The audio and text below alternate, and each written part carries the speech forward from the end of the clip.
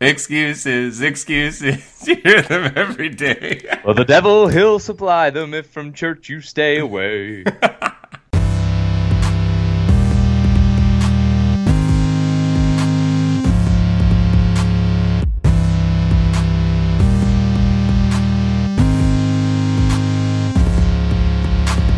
Hello, everybody, and welcome back to the Tether Radio podcast, the only podcast keeping you from spiraling out into the infinite abyss.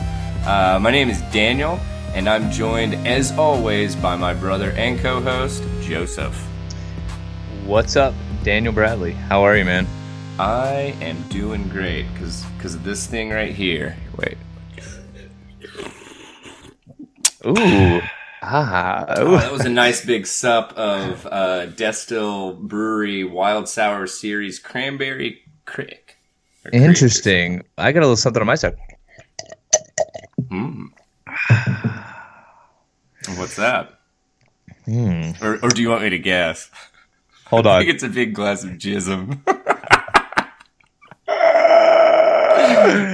You bukkake fiend. You gross. You nasty. You nasty. That's disgusting.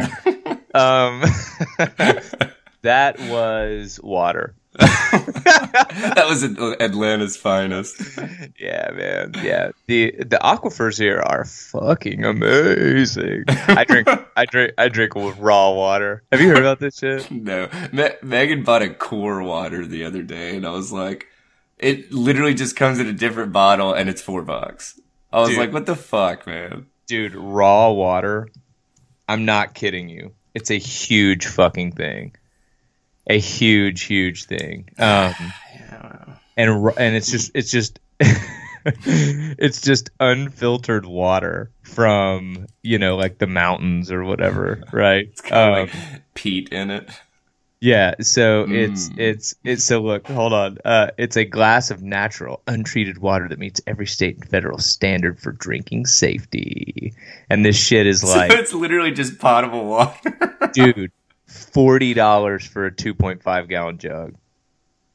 That is fucking insane.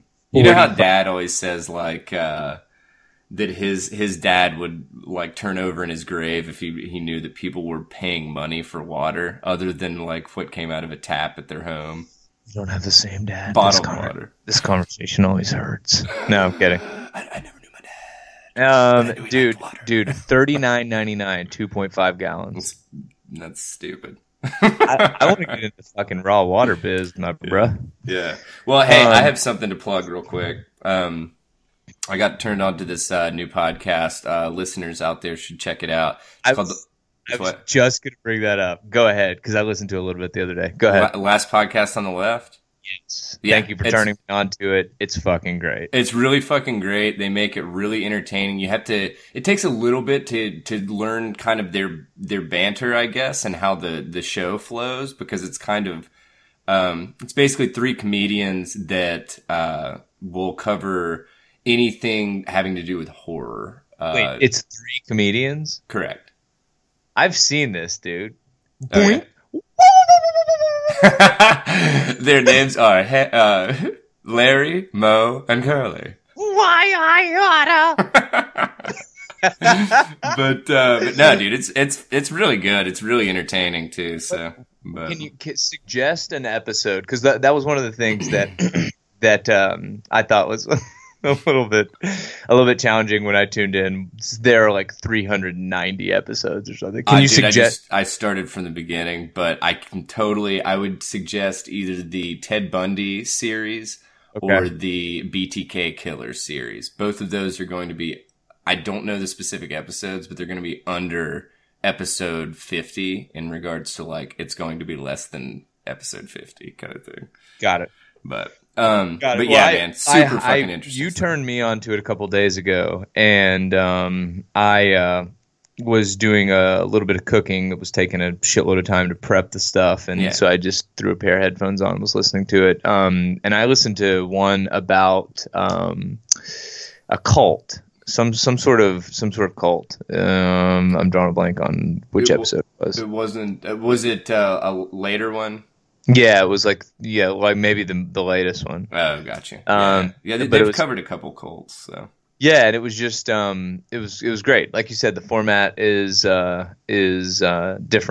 Takes a little bit of time to get used to it, but it's a really approachable podcast. I definitely dug really it. good. So, all right, man. Let's get started here. This is episode 26. 7. We 20 is it? Yeah, I'm pretty sure. No, dude. Is it? Is it 26? Yes. Fuck, 26. All right. Well, whoops. 26. My Yeah. fucking night is ruined. Yeah, dude. I've been thinking it was fucking. You know what? 27 this whole time. Hang the fuck up. I'm gonna do 26 solo. So episode 26, we are zeroing in here on 6 months. And fuck yeah, man. So let's get it. Let's get it going. Oh yeah, real quick. I want to give a shout out to my buddy Corey. He just had a beautiful, healthy baby girl the other day. So nice. Okay, we should have her on. I'm gonna get me one of those. And all of a sudden, we just get like terrible fucking reviews. Like, yeah, everything was cool, but like your guest was like really fucking quiet. You know, like, yeah, should have been there. Yeah. Super boring. All right, man. But yeah, very cool. Next time you see him, tell him I say congratulations. Will do. All right, so this one, you're gonna lead us off on this one. I saw this a little bit earlier in the week, and it was like, it looked like fucking clickbait. Yeah. 100%, right? Like, what they gave this cow. You won't believe what they gave this cow. Yeah, that's exactly right. But break us off a piece here of what's happening under. Yeah, dude. So I pulled this article. What's up? Break us off a piece of what's happening down under. Oh, oh god. Might want to think about Fraser. I had too much beer last night in a chalupa. Fourth meal's blowing me up, bro. Yeah, dude. So we did have to go down under to pull this article because this is from like ABC News in Australia, and this cow, first of all, it's called Lickers the steer, one of the world's biggest steers. So obviously it's not a cow. Avoids the abattoir. Had to look that one up. That's apparently Australian for slaughterhouse, or probably British, but thanks to his size. So this cow is 6 feet 4 inches from hoof to shoulder, and it weighs close to or right around 3,000 pounds. That is a fucking big cow or steer. So Knickers, does Knickers have like a health condition? Probably like gigantism or whatever. Yeah, if I was a betting man, but they actually don't go. This is a pretty like superficial article. So, right. It was kind of more like, oh my god, look at how big that cow is. Woo! Right. But yeah, dude, they have videos on this website and it's pretty fucking incredible. Like, we grew up out in Granger County, and so, you know, cows and farm life are not foreign to us, but this motherfucker is crazy. Like, literally, they do like a pan shot of this herd of cattle, and then it gets to Knickers, and I mean, you can see his whole face, like, just because he's a foot and a half above all the other cows or something. Yeah. So, just absolutely insane, man. It says he weighs more than a Mini Cooper car, and if they were to slaughter him, he would he can make more than 4,000 hamburgers. Yeah, dude. But they're gonna let him just live his life. So they use him actually as I can't remember what the term was, like a leader or something like that. So basically, he like leads the herd around. Which, I mean, who the fuck isn't gonna hop in line behind that mother? So.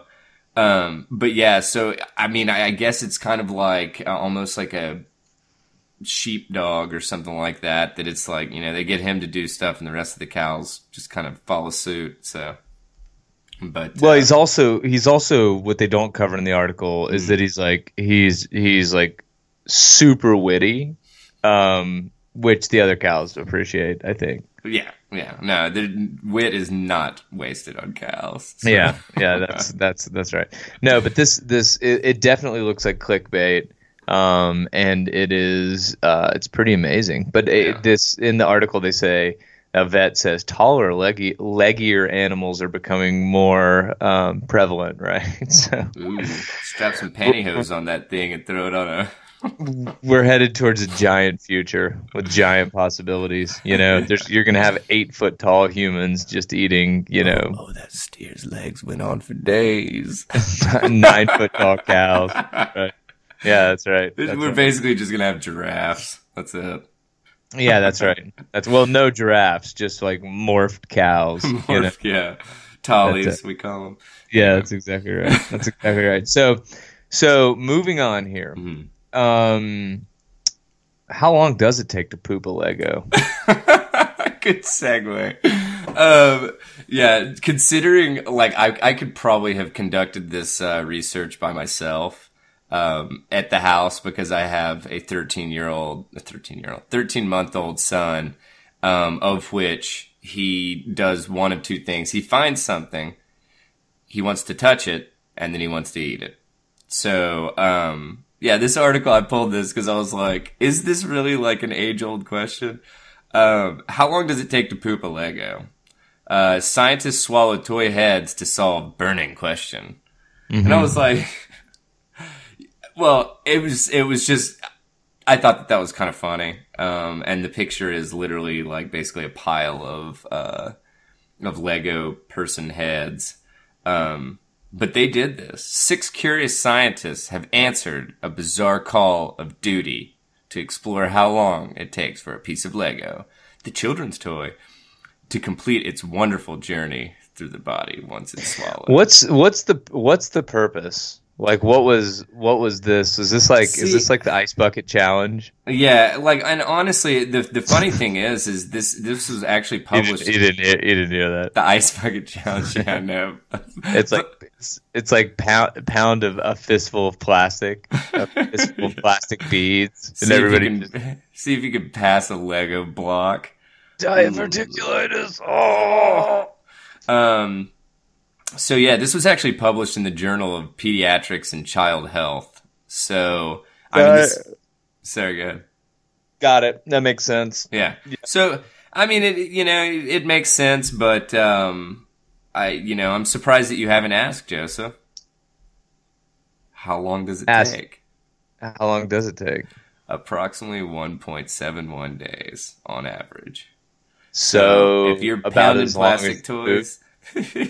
Well, see, that's the thing is like, I mean, I'm a daily man myself, so, but yeah, I mean, I guess on average, that's actually a good point. At this point, I kind of want to look up what the average like is for just humans pooping, which, I mean, it's going to depend on your diet hardcore, but I'm assuming that they have some kind of standardized thing that it's like, hey, we gave each person participating in this a fruit cake and a loaf of bread. So they say so they say 3 times a day to 3 times a week is healthy for a human. Got you. Yeah, 3 times a day. Wow. Doing some work, man. We call those fast transit GIs. Yeah. But I do have to mention this real quick. So, this is just proof that scientists do have a sense of humor. To make the already intriguing scientific exploration even more memorable, the poop results were given the moniker FART, or the found and retrieved time. That is fucking absurd. No, check this out. Not to shirk scientific responsibility, pre-ingestion bowel habits were also chronicled for a stool hardness and transit, or SHAT score. That's absurd. Totally ridiculous. But, that's totally absurd. But yeah. So anyway, staying with the poop bit here. Yeah.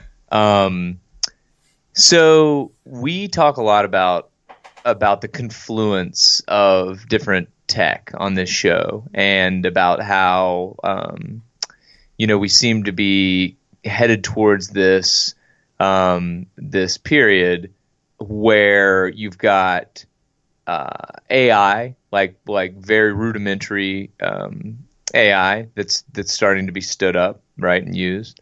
You've got quantum that's being worked on. That's going to be a ways away, but nevertheless, there's a lot of research and a lot of resources going to quantum computing. We've got 5G that's kind of around the corner. We've got blockchain that's happening. I mean, there are these fundamental technologies, or these technologies that seem to beg for us to reassess the fundamentals of really how tech kind of works at scale, right? Mm-hmm. Absolutely fundamentally. And and this is one that I hadn't really considered before, and that's why even though this article seems pretty lightweight, we'll get into it a little bit deeper. So what's going on with the touch screens at McDonald's? Yeah, so and I think, correct me if I'm wrong, but I believe that McDonald's was really kind of the pioneer for implementing touchscreen, like completely cashierless kiosks, I guess, at their restaurants. Right. Is that right? Because I really don't know of any other restaurant chain that like does something like this. That is they were one of the first. Yeah. They were one of the first. But do you want to hear something really fascinating, and then we'll just get straight back to this? Yeah. What's up? One of the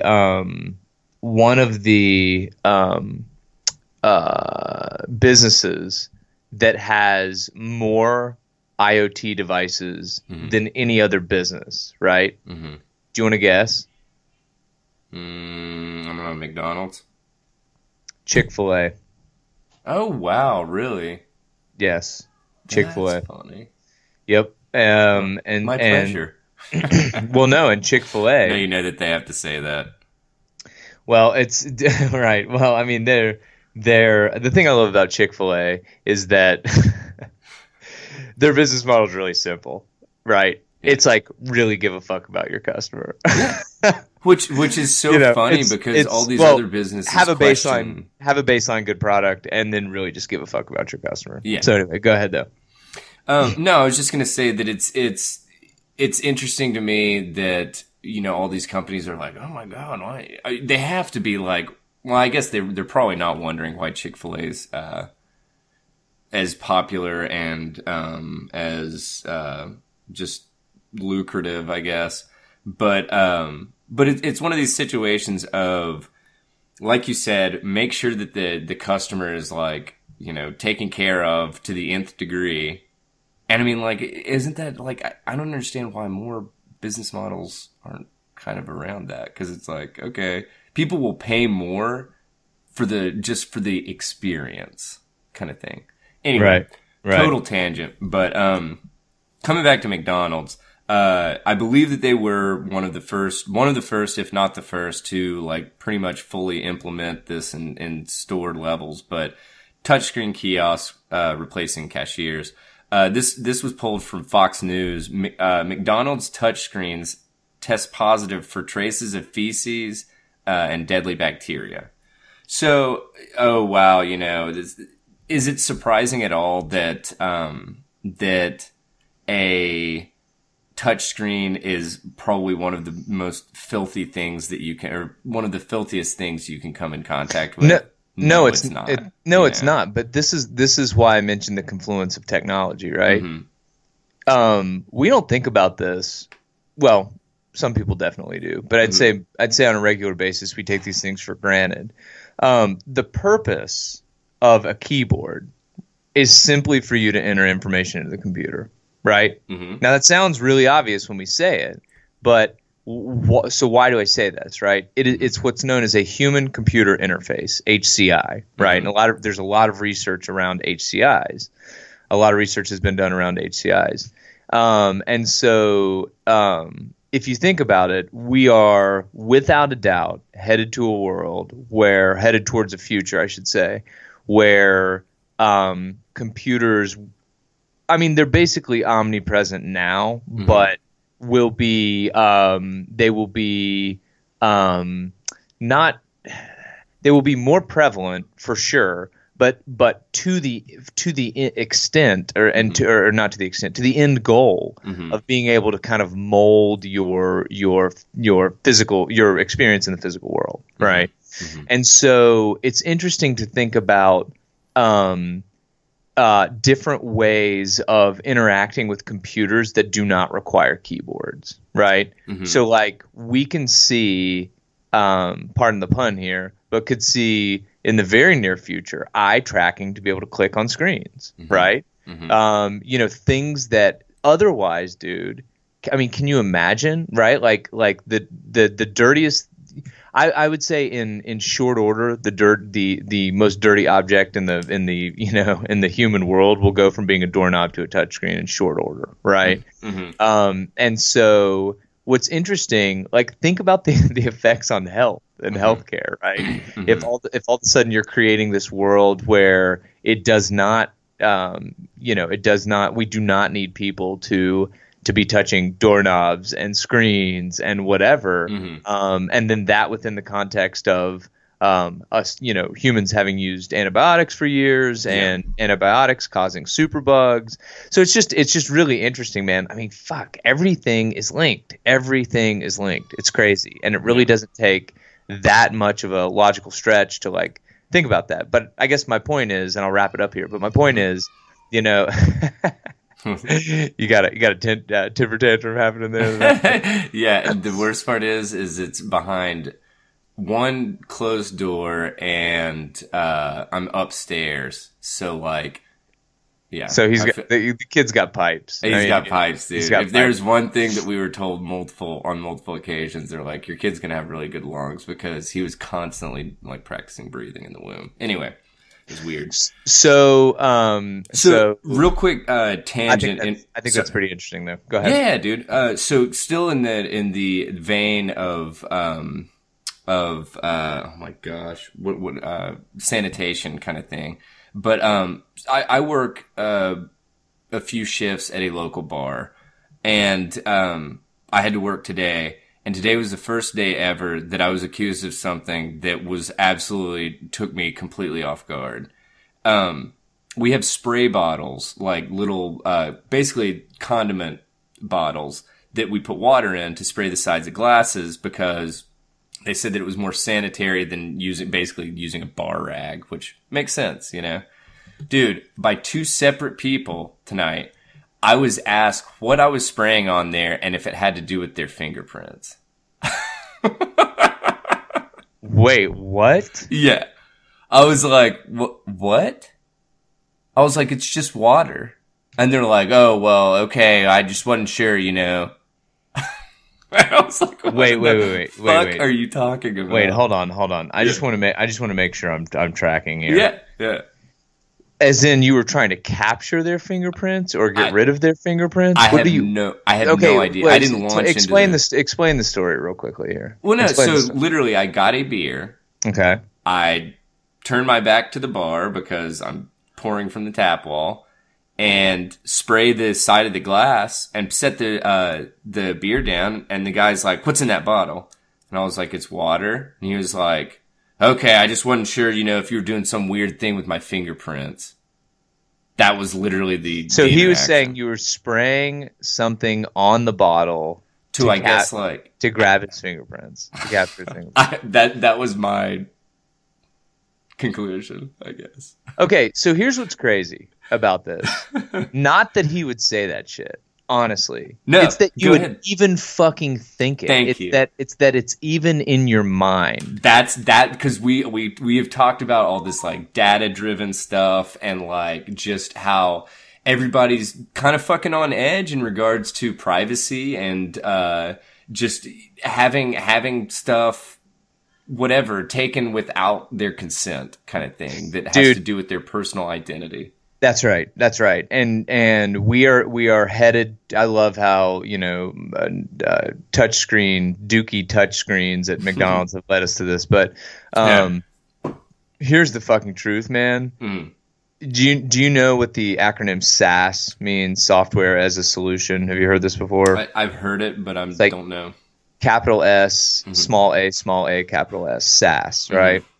Well, there have been a variety of different acronyms that have emerged as, after software as a solution, SaaS, where people are like transportation as a solution, TaaS or whatever, right? And they just come up with fucking things. Some make sense, some don't, but they're kind of modeled after SaaS.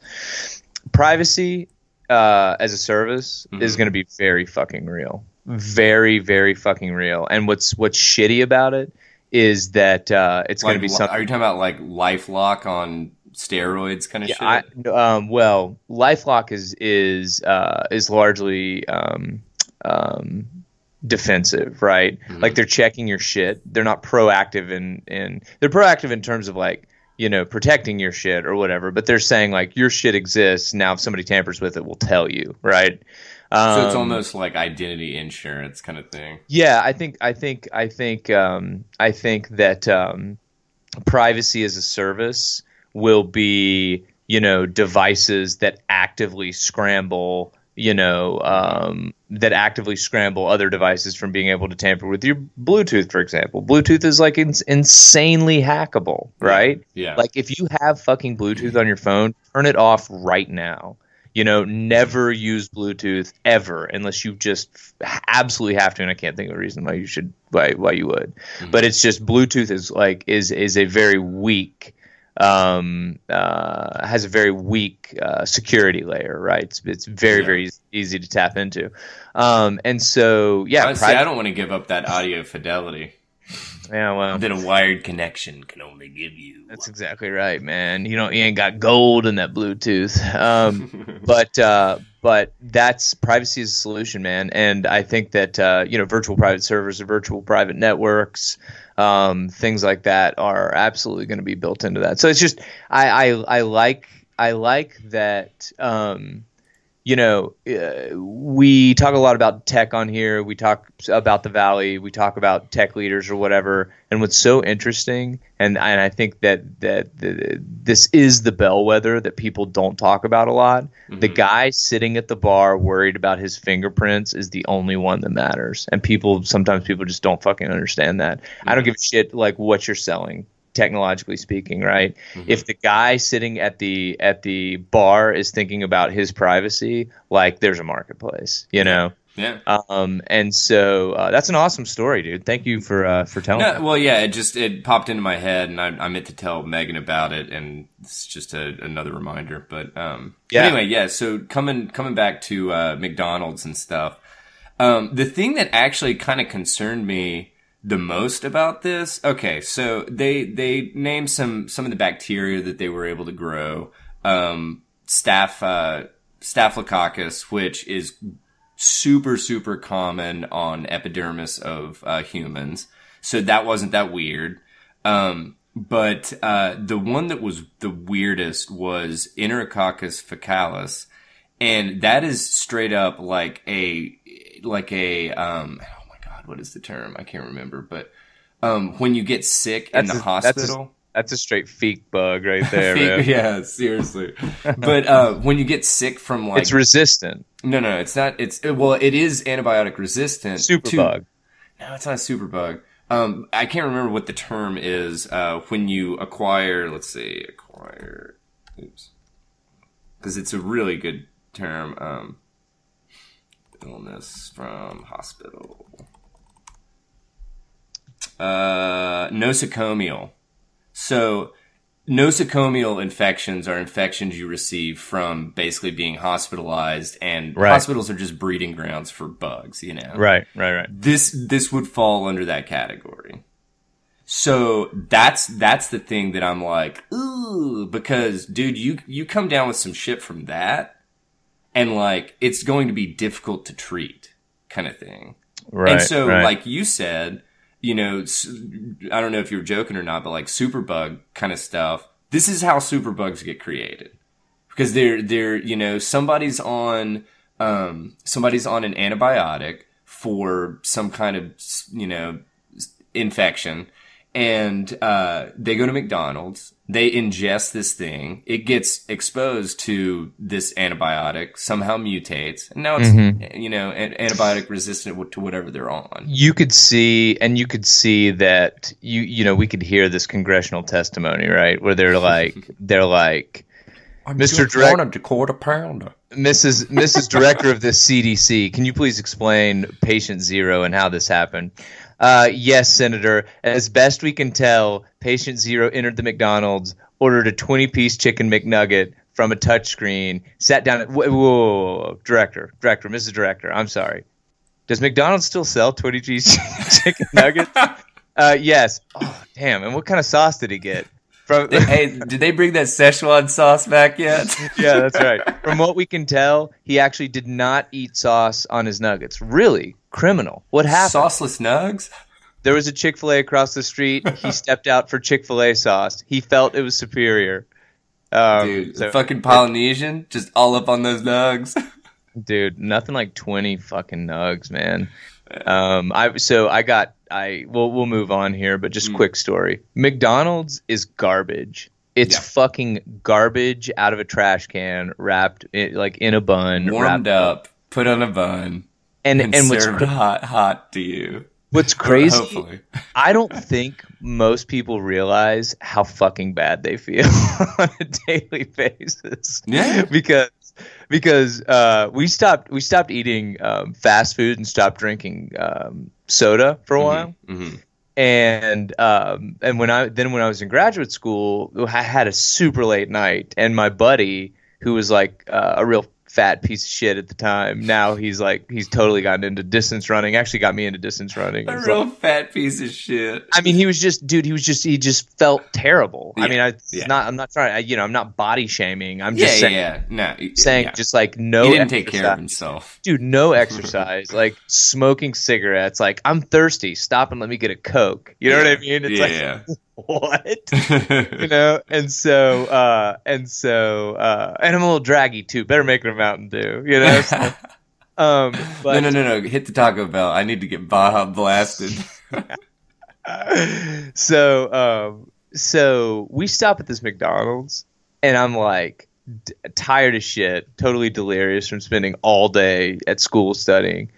Grab a box of nugs, man. Pound those things on the way home. I wake up in the middle of the night, dude. I just felt ill. Yeah. My body was like starting to process this, and it was just like, no, something's not right, This isn't food at all. Yeah, and so anyway, I mistook that as a hunger feeling, so I went and got another box.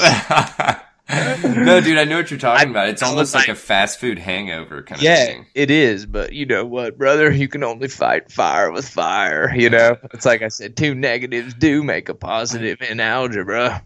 Yeah, no, dude, and that's the thing. You gotta fight the Baja Blast with the Chalupa box. That's exactly right. Because if you're gonna balance that butt equation, twists. If you're gonna balance that butt equation, that's how it happens. Dude. But anyway, so.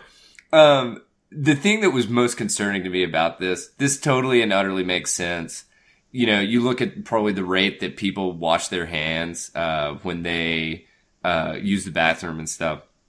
I'm sure that it's gotta be like fucking, I would guess definitely it was somewhere between a quarter and a half. And so if people aren't washing their hands, obviously they're going to be transferring stuff from the bathroom to these touchscreens. So, well, and like I think you mentioned this a little bit earlier, but the percentage of people that actually do that is pretty low. Yeah, exactly. So, and just closing comment, man. I mean, the future of human-computer interfaces is going to be pretty mind-boggling. Yeah. And like as everything becomes a surface that we can interact with, like it's going to like health concerns. The downside of interacting with every surface physically is just going to force more kind of like AR solutions and facial recognition stuff and whatever. It's going to be pretty interesting. Speaking of facial recognition, the transition. Very nice. So I think that I've mentioned this on the show before, but I recently relocated to Atlanta, yeah, Atlanta's cool, super cool. But they've got there are a couple things interesting. Maybe you would call these advancements over at Hartsfield-Jackson, the international airport. That man, people get ready. Incrementalism is a real motherfucking thing, faux show. So Delta has unveiled a new facial recognition package for one of their terminals, right? And so this is at Hartsfield now, right? But these are cameras that are in use at Delta's international check-in, right? They also use them at a security checkpoint in the terminal and on the international concourse. And Delta calls this the first biometric terminal in the United States. It kind of sends chills down your spine, to be honest. It is a biometric terminal. Yeah. That's right. So you are walking through this terminal. Presumably, they are scanning all the faces in the crowd, and they know where how you moved around in that. Jim Badley, welcome to your international flight. That's exactly Daniel, buddy. Thank you, Daniel, David, buddy. We stand corrected, But it's, dude, I mean, you can't rage against this shit.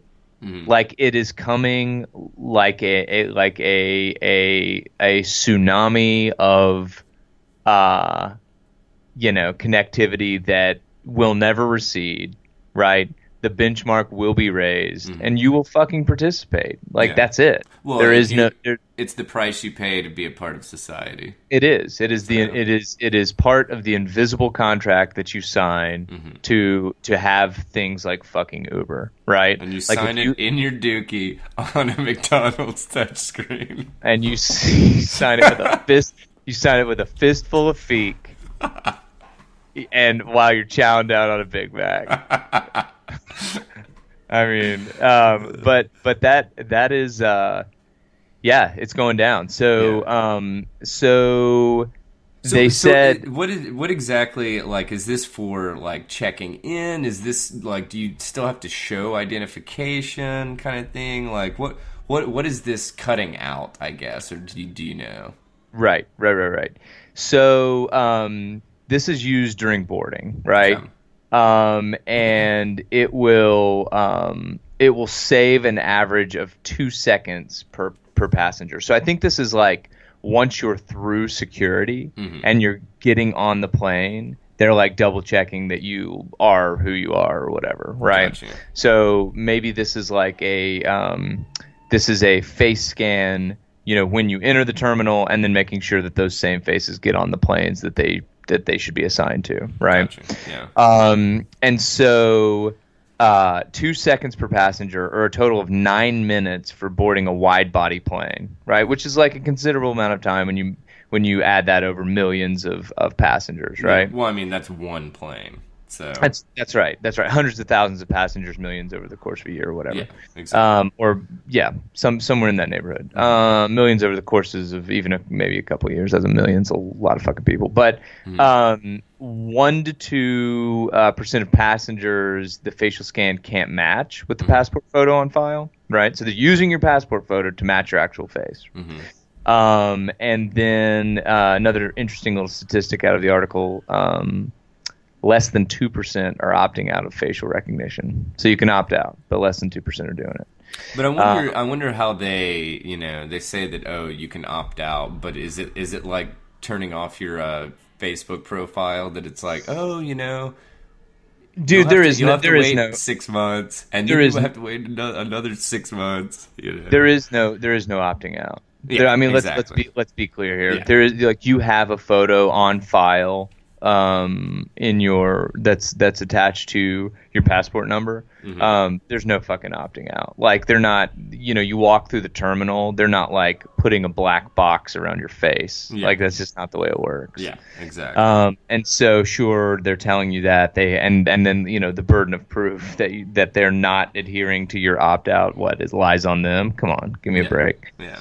But so after TSA has strewn dug through your bag and messed up all your clothes and maybe pocketed a couple items, then they'll have your biometric data. So this is what I wanted to read. Do you remember the Electronic Frontier Foundation from last week when we were discussing the license plate sharing, right?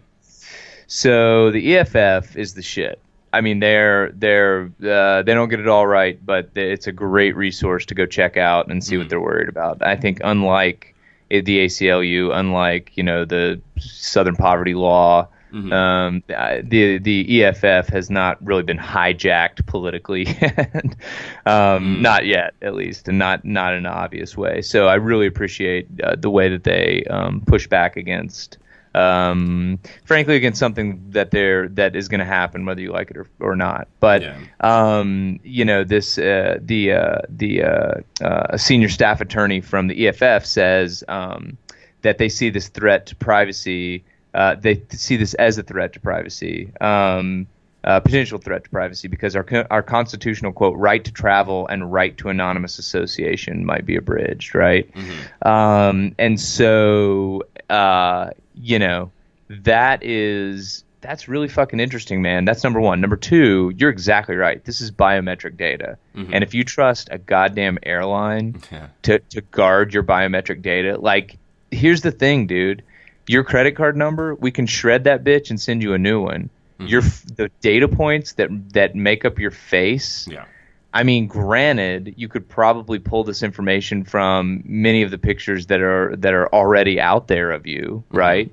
But this is some interesting shit, man. I mean, this is really, really interesting shit. They have, just out of curiosity, I think we talked about this a little bit earlier, but do you remember that conversation about deep fakes? Do you remember this? Deep fakes. Yeah, where it was like there was like a subreddit called Deep Fakes, and what they were doing is they were using some relatively rudimentary AI to map celebrities' faces to porn stars. So you'd watch a porn scene, and it looks like whoever, pick somebody, Beyonce or whatever the fuck, right? Yeah. In an adult film. And it looks like Jennifer Lawrence and Ryan Gosling going heels to Jesus. Yeah, that's exactly right. That's exactly right. Coming together to create the fucking beast with two backs, if you know what I mean. Oh, that's amazing. Yeah, that's a Shakespeare quote right there. Yeah, that's a thanks, Willie. Thanks, Willie S. Thanks, Willie. Oh man, fucking Will S. What a piece of work. Yeah, so it's happening. It's happening now. People get ready. Yeah. I mean, I'd instead of sweating it and going and marching around and raging against the machine, I'd probably suggest just getting a better handle on your own personal technology, because I don't know that there's any getting around that. So hey, we're on the tech. We're on this nice little tech vein here. Quick, let's take to the roads. Yeah, let's hear. What the fuck does that mean? I don't know. Hark. That's your subject.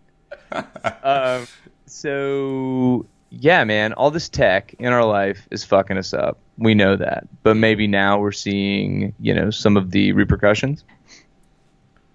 Question mark? Oh yeah, yeah, dude. I mean the to self work on transition. Wait a second. Okay. So are we still on Delta? No. Okay. Yeah. So heading down the line to BMW. heading down the line. Is BMW going to open their next? Oh, dude, I lost my place. Yeah. Totally lost my place. Skipped BMW. Yeah, but it went was straight good. It was good because we went straight to the facial recognition stuff. But anyway, so BMW, are they or aren't they? Yeah. Okay. Well, this is kind of interesting. Because we don't talk a lot of politics on here, and we don't talk. I don't think we talk a lot about economics outside of some pretty broad strokes around kind of emerging digital ecosystems, namely crypto economics and shit like that, and just kind of the changing. We talk about broadly the changing nature of maybe economics here, but this was pretty interesting because this really speaks to kind of just a sign of the times here. But BMW is considering opening a second U.S. manufacturing plant, right? And so the reason that this is interesting is because worldwide there is a huge conversation that has sprouted up around tariffs, right? It kind of started a few months back with a conversation regarding China and Chinese imports and exports and our relationship with China. And Trump really took this conversation kind of by the horns and was fairly insistent on a couple of interesting tariffs and in a couple of interesting directions. And now the reason that I think broadly that people, and I'm just kind of like laying the foundation as to why the fuck BMW would build another manufacturing plant here, right? Yeah. Just in case folks are a little bit unsure as to how that works when a company why they would choose a certain location, kind of thing. Yeah, that's exactly right. And why they would choose a certain location, and why a German company, how it works when they actually build a local facility, right? And so this tariff conversation is pretty interesting.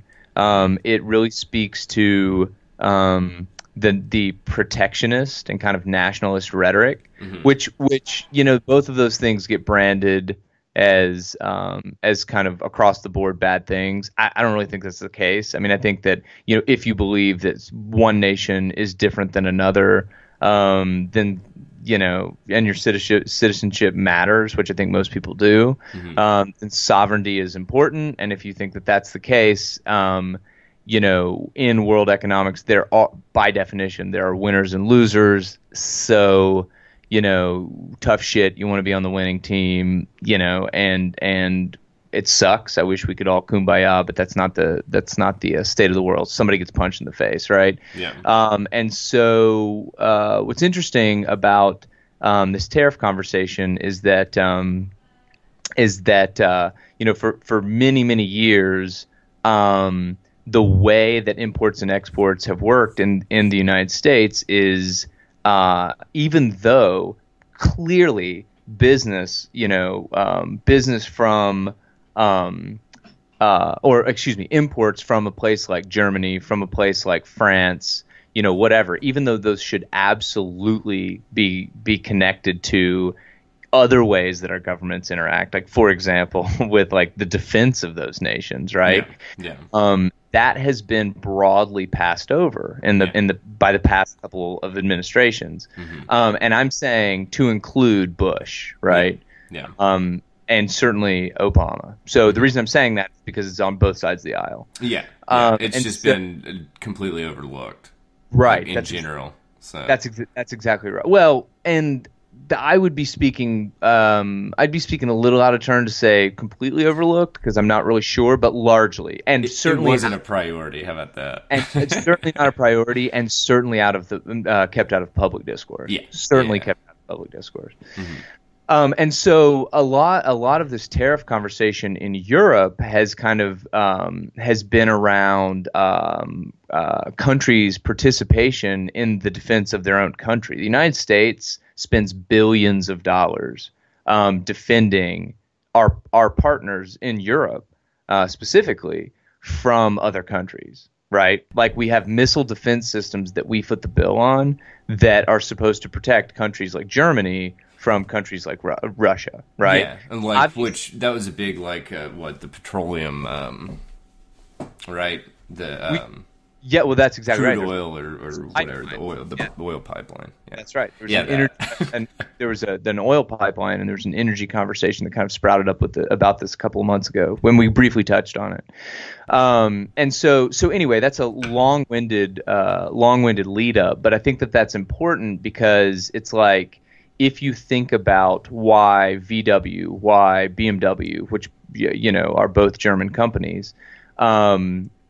And I guess I don't want to use VW as an example because they actually already put a manufacturing facility in Chattanooga, and that was a few years back. But if you think about why BMW might, relocate into the United States, there are a couple reasons. Fundamentally, if you're a company like Harley Davidson on our side, and you want to do, I say on our side, on this side of the Atlantic, and you want to do business on the other side of the Atlantic, it may be more beneficial to actually have Harley Davidson Europe, right, which is its own organization, which then, manages its own balance sheets, manages its own,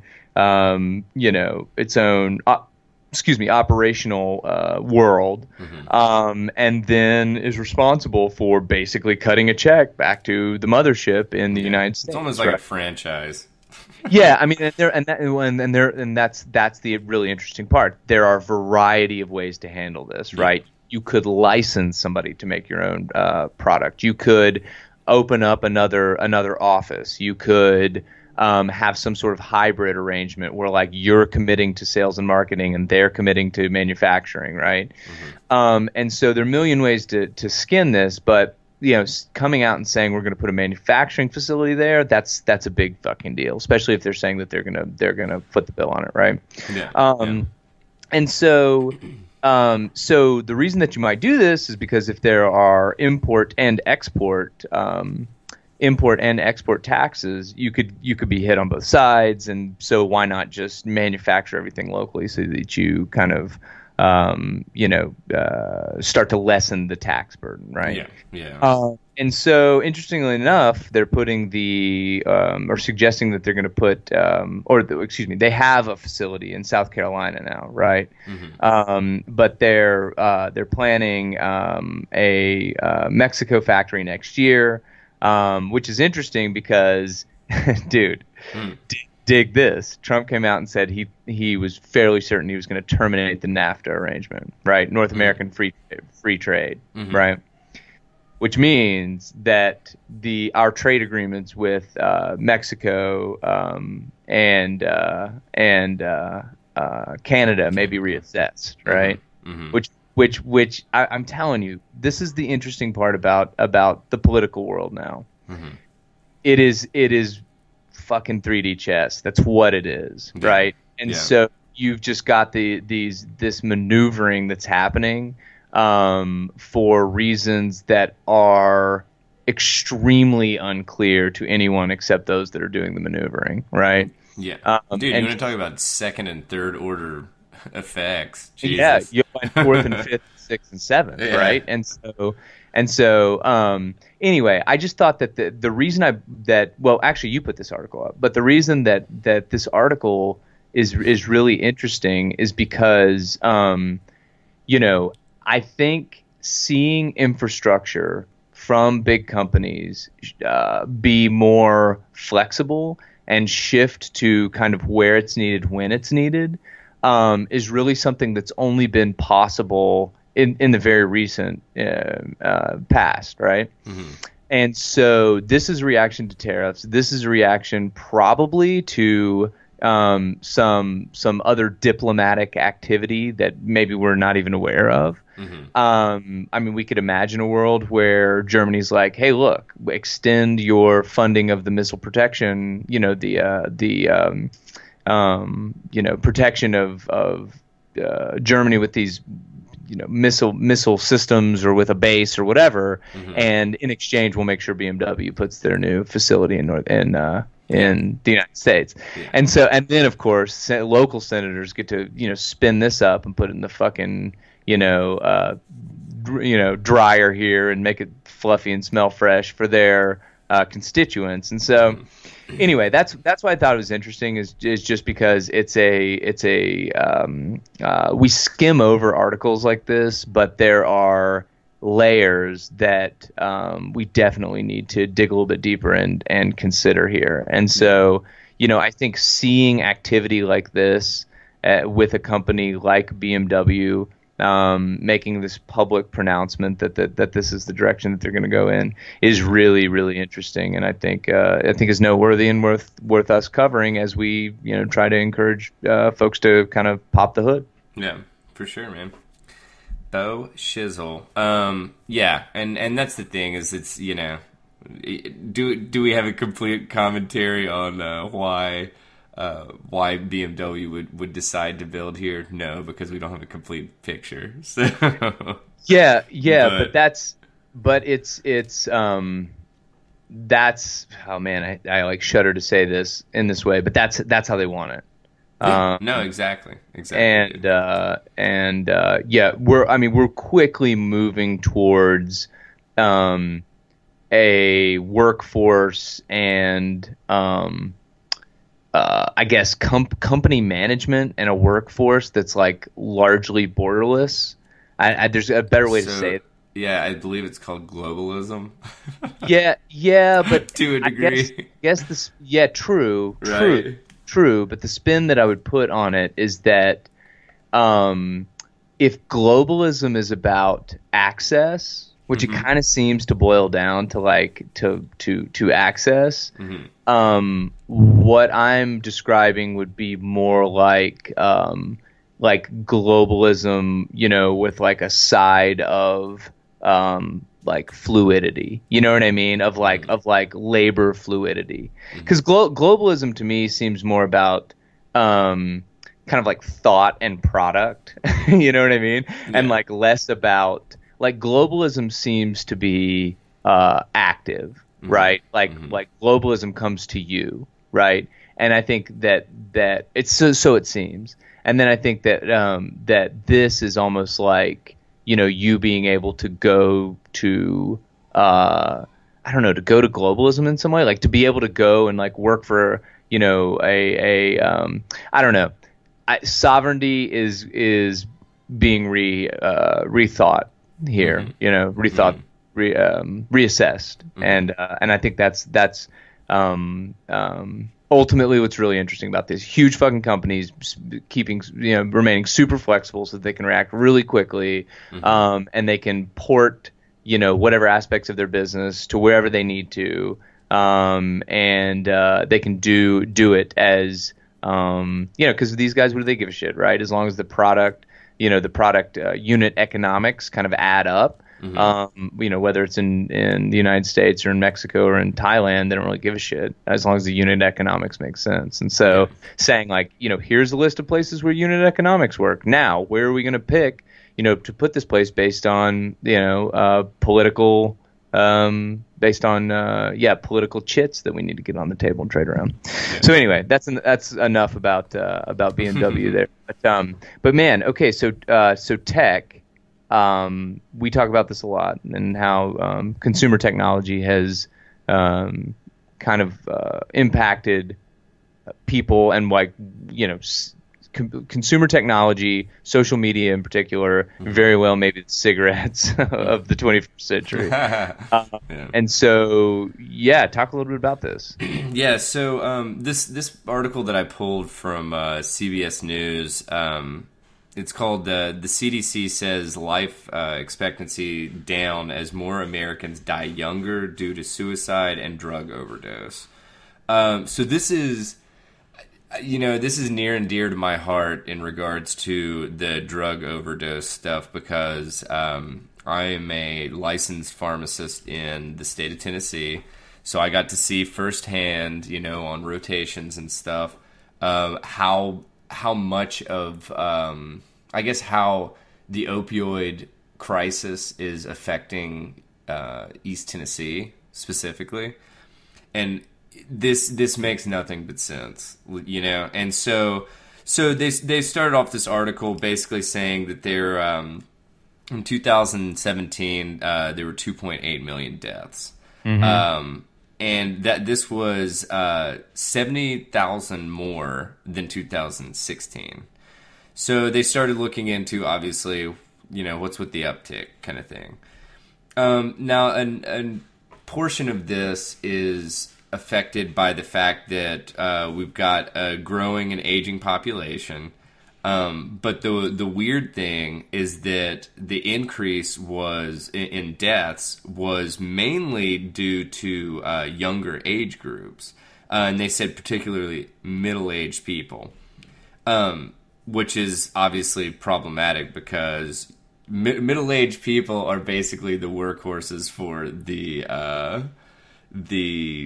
for America's economy, Mm-hmm. And so they're going to make up. They literally are going to make up the most or the biggest portion of the workforce. Would you agree with that? Yes. Okay. So, but they started looking into it, and basically the suicide death rate for last year was the highest it's been in the past 50 years. Okay. Mm-hmm. Suicides in, let's see, in 2017 they had 47,000. Okay. And then year before it was 45,000. Mm-hmm. So it's obviously, even though that wasn't a crazy percentage increase, the main focus of this article was really the incidental, let's see, what is it, accidental, or no, I'm sorry, it was called unintentional injuries, aka unintentional overdoses. Okay. And so even though the government has really tried to crack down, on the opioid crisis and all of that, they said that the main offender was fentanyl. Are you familiar with fentanyl? It's like a synthetic opioid, right? Correct. Yeah. So Super powerful, super potent. super powerful. So when you're dosing this in a hospital, you're talking about micrograms, okay, of this drug. Or no, I'm sorry. Yeah, micrograms of this drug. This stuff is insanely potent, and a lot of the basically people found out that or started going to opioids to get their high, and then it became too expensive, so they went back to heroin to get that same high for literally a fraction of the price.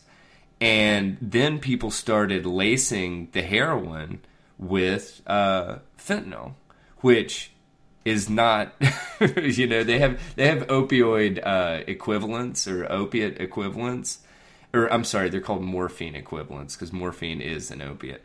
But anyway, not even remotely close. So they put a little bit in with the heroin, and then somebody mainlines it and immediately overdoses. Right. They also said that financial struggles they thought was actually a big contributor to the, I guess, shortening of the life expectancy in the United States. Okay. So, which was kind of interesting to me. Now, as of now, the economy is doing pretty fucking well. If my do you think that could be stated? Okay, we'll see. But yeah, so anyway, they also said that like in regards to the financial struggles, a widening income gap and divisive politics are all casting a pall over many Americans. And it's just basically they're trying to pinpoint why in the United States, in a developed country, why is this happening? Because this has been the first, I believe, the first year in a while that we've started seeing the life expectancy decrease. I'm sorry. It decreased in 2015, and then it plateaued in 2016, and now we're back on the decrease. but in the past years, it hasn't, it has not been, it has only been trending upward.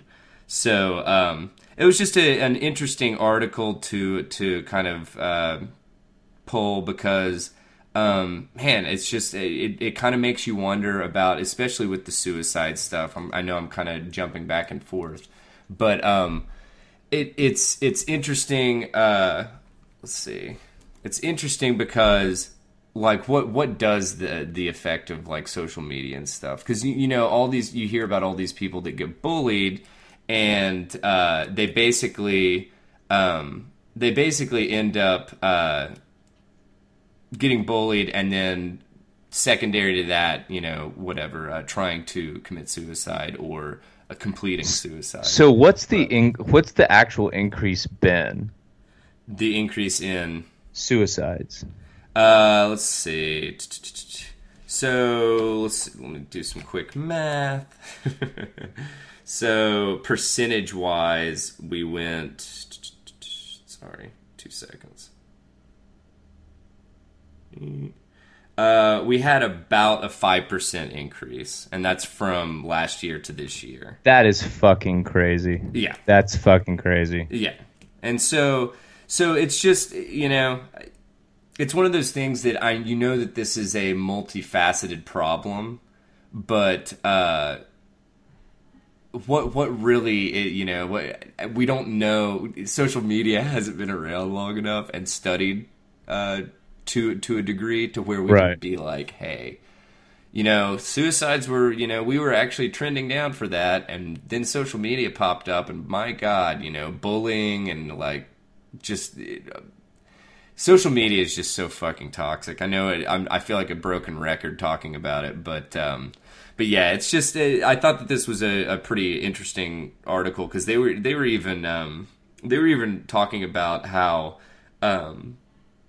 we're looking at levels of like the last time that life expectancy was like super trending in the way that it was like World War One.